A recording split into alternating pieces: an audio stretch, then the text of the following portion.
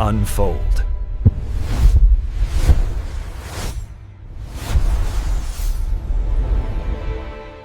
You know, it's in almost everything we eat. We crave it, we love it, but it might be a whole lot more dangerous than we realize. Today, we're going to pull back the curtain on sugar. And as you'll see, it might just be the sweetest poison. So let's just start with a really provocative question. What if that sweet, comforting ingredient in your kitchen was, in fact, a kind of poison? Well, to even begin to answer that, we've got to dig into a really dark history, expose a massive corporate conspiracy, and really understand the science of both addiction and toxicity.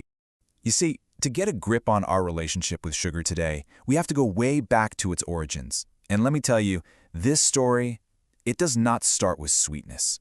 It starts with a bitter, bitter history, a foundation that was literally built on blood. For most of human history, sugar was basically white gold. I mean, it was an unbelievably rare luxury. It was a spice, even a medicine, but only for the absolute wealthiest aristocrats. But our collective craving for sweetness, it was insatiable. And that, right there, set the stage for a brutal, global transformation. And that transformation, well, it came at an absolutely horrific human cost. The sugar industry that just exploded in the Caribbean was built entirely on the backs of enslaved people. The work was so unbelievably brutal that the average life expectancy for an enslaved African from the moment they arrived on the sugar plantation was just 7 years. 7 years. Think about that. The system was so deadly it demanded a constant, relentless pipeline of new captives from Africa. Abolitionists at the time, they put it as bluntly as you can. Every pound of sugar was bought with blood. And that's a debt that's baked right into the foundation of our modern food system. Okay, so let's fast forward to the 20th century. The physical chains were gone, but a totally new kind of manipulation was just getting started. This part of the story is all about a corporate conspiracy, a carefully planned, meticulously executed campaign of deception designed to protect the sugar empire at all costs. So by the 1950s, a heart disease epidemic was just tearing through America. Scientists were scrambling for an answer, and two main theories popped up. You had this British scientist, John Yudkin, who argued that sugar was the real problem, but then there was the American Ansel Keys, and he pointed the finger squarely at saturated fat. This was the battle for your heart, and you can bet the sugar industry was watching very, very close. And they didn't just watch, they acted. Their secret plan was called Project 226. Back in '54, they saw the whole anti-fat trend as a golden marketing opportunity. By 1964, they'd identified Yudkin's anti-sugar research as a major threat. So what did they do? In 1965, they paid Harvard scientists what would be about $50,000 today. And the result? 2 years later, a completely biased review gets published in a super prestigious medical journal, and it completely exonerates sugar and blames fat for heart disease. And we know this was a deliberate attack, not some genuine search for the truth, because of their own internal documents. This quote right here, from one of their own memos, recommends a program to, in their own words, refute our detractors. The goal was never science, it was PR. And oh boy, did they get exactly what they paid for. After the Harvard scientists sent over a draft of their paper, a sugar industry executive actually wrote back, quote, "Let me assure you, this is quite what we had in mind. I mean, it's the smoking gun. It's direct proof that the industry controlled what was being passed off as objective science." So what happened to the man who was actually right? John Yudkin, the scientist who tried to warn us about sugar, was professionally destroyed. He was publicly ridiculed, he was uninvited from scientific conferences, and his reputation was just systematically dismantled. He died in 1995 with his work pretty much forgotten, all while the low-fat, high-sugar diet he fought against became the official advice around the world. So, the industry won the PR war. But while they were busy manipulating the science, our bodies were still reacting to sugar in this incredibly powerful way.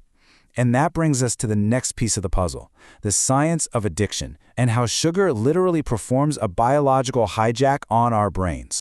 This right here is from one of the most famous and, frankly, startling studies on this topic. Researchers gave rats the choice. They could push a lever for intravenous cocaine, or they could push another lever for sweetened water. The result was just staggering. 94% of the rats chose the sweet water over one of the most addictive drugs on the planet. So why? Why would they do that? Well, it's because sugar hijacks our brain's ancient survival wiring.